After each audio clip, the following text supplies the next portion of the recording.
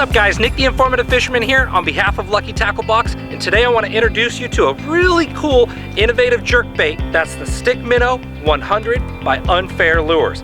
Much more of like a summertime jerkbait. Let me break this bad boy down for you. So what makes this jerkbait unique amongst others, it has a super wide, hard displacement.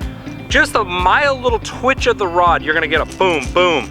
You don't need to do hard jerks of the rod at all. You're overworking it if you do it. Just little subtle twitches of the rod, just that normal jerkbait, but it has stouter, heavier hooks. It's a really solid body, and it has a little barrel swivel on the front because they've taken into account how hard that bait's gonna shift over, to where occasionally if you're over ripping, you could roll the bait, but they've addressed it with that barrel swivel so you can't.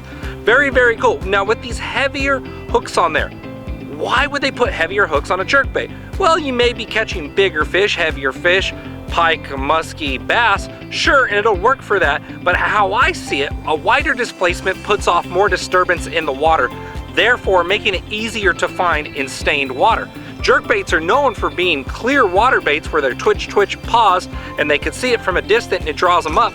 This has a ton of noise to it and stout hooks. So now I know with that wide displacement, the noise and stout hooks, it's going to get a bass's attention in dingier water. So a dirty water jerkbait with heavier hooks, so I know I can throw it tighter to structure and cover like boat docks or trees, and I could set my drag tighter and fish it on a little heavier line and wrench them out with those stouter hooks.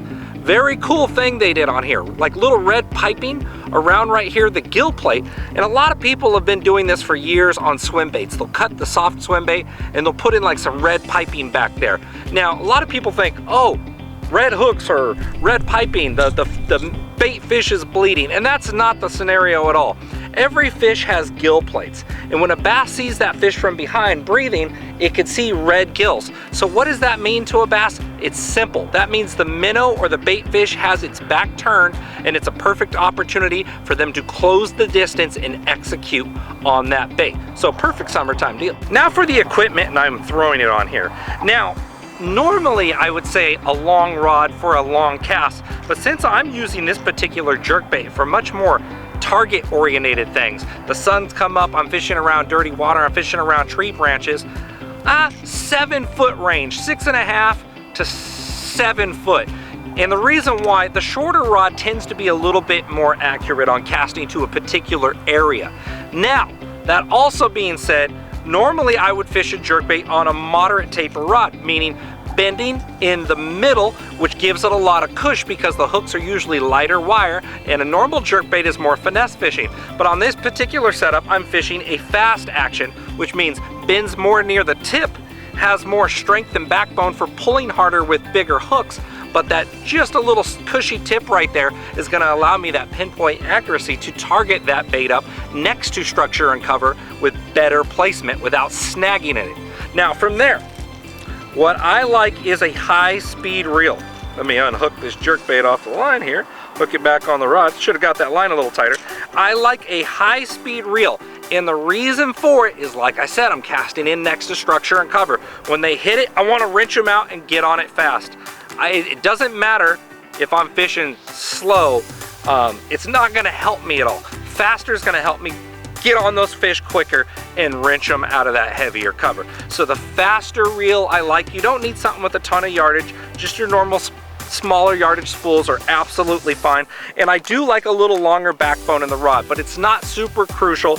The reason why I like a longer handle on the rod is I like to leverage it in here. If I'm pulling on a fish hard, I like to leverage it up against my body. And today I'm throwing it on 12-pound fluorocarbon. This bait's getting down 2.5, 3 feet, pretty darn shallow. But when you're throwing it up next to targets, you don't want it to go deep. So it makes it even more qualified for fishing around structure and cover in those warmer months. So pretty darn cool. I would imagine if I drop down to 10-pound fluorocarbon, I could probably get it down to 4 feet, but it doesn't really seem necessary for how I think this bait should be properly used. So the way I like to retrieve the StickMinno 100 is a little bit different than a normal jerkbait.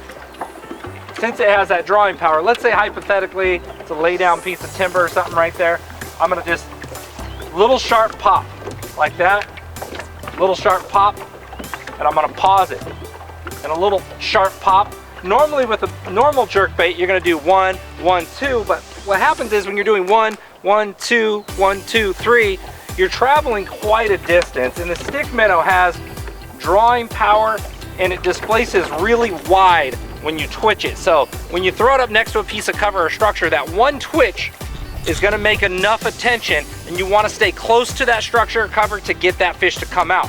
1, 2, 3, you're gonna move too far away from that structure or cover to where that fish, you're now asking him to travel much farther for that meal. So you're going to get more bites with the single pop next to that structure or cover. So one of the keys to make it stay close is you're gonna see me put it in there. Sometimes I'll take a half a reel just to get it to dive, and then that single pop. Now if you notice, as I do that single pop, I'm giving the bait slack immediately when I do it. I don't wanna pop and keep my rod down, I'll pull the bait away.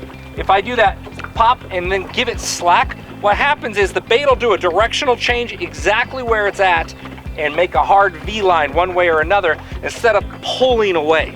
So that pop and slack is absolutely critical. I'm Nick the Informative Fisherman, guys, and that's the StickMinno 100 by Unfair Lures. If you like this video, make sure to subscribe to our channel below and check out all the other ones. We'll see you next time, guys, and thanks for watching.